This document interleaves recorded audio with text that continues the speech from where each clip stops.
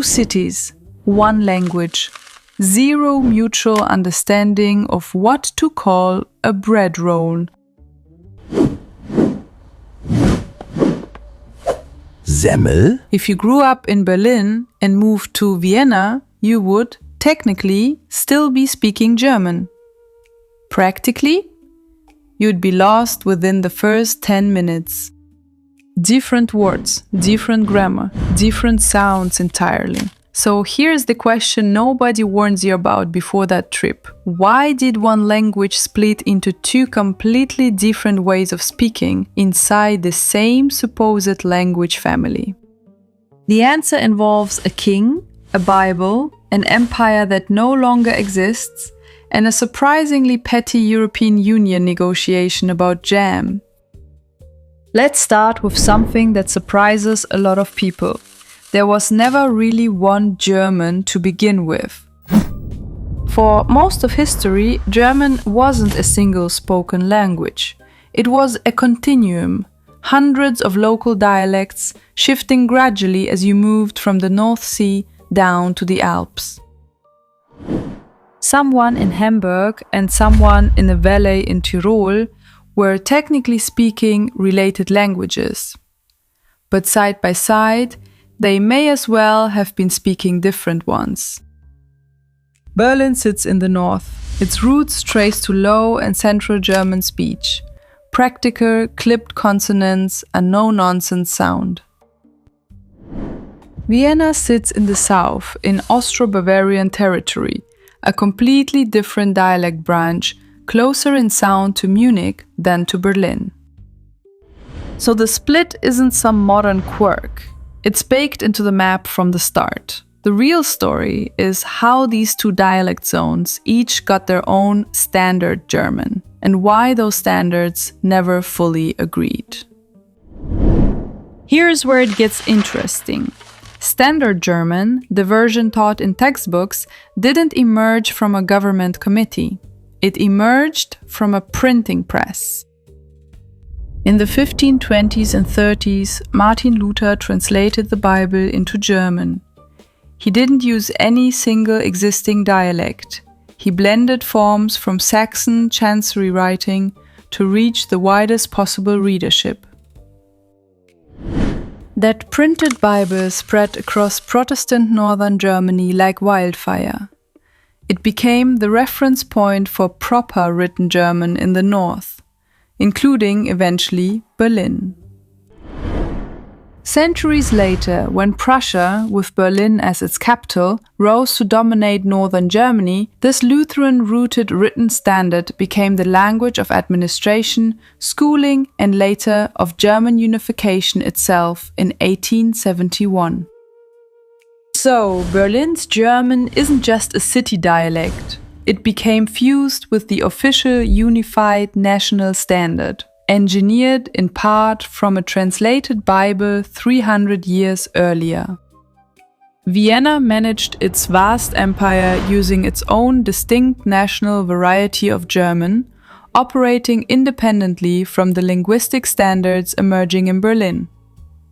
Vienna was the administrative heart of the Habsburg monarchy, a sprawling multilingual empire covering parts of modern Hungary, Czechia, Italy, and the Balkans.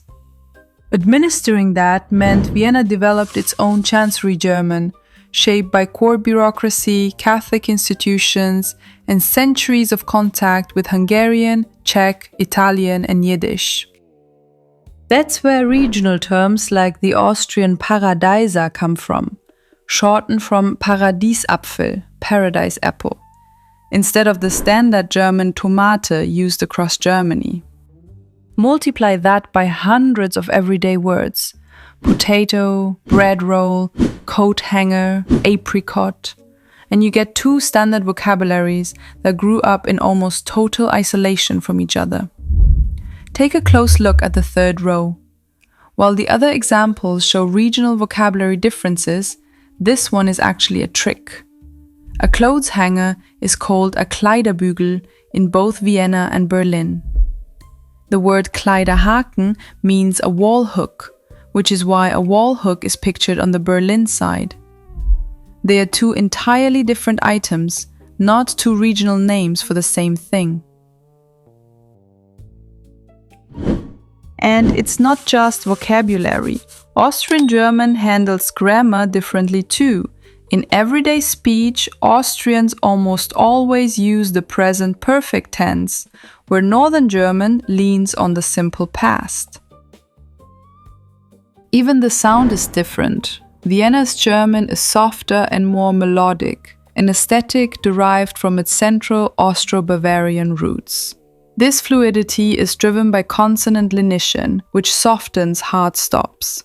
Its unique vocabulary was further enriched by imperial contact with Czech, Yiddish, Hungarian, and Slovak on its streets. Conversely, Berlin's dialect is a fast, hard-edged metrolect rooted in Brandenburgish and Low German. Famous for its rapid delivery, shortened word endings, and blunt rhythm, it transforms vowels and drops final consonants. The legendary, raw Berliner Schnauze attitude was historically seasoned by working-class slang and Huguenot French influences. Here's the twist most people miss. Berlin doesn't even fully speak Standard German itself. It has its own working-class dialect layered underneath, Berlinerisch. Berlinerisch swaps ich for ich, shifts the G sound to a J sound, and adds a casual little tag word, wa, onto the end of sentences, roughly like saying right in English. So really, this was never a simple two-way split. It's layers on layers, a national standard sitting on top of very different regional and working-class speech in both cities. When Austria joined the European Union in 1995, its Cold War-era policy of permanent neutrality presented a significant legal hurdle that required careful diplomatic reinterpretation.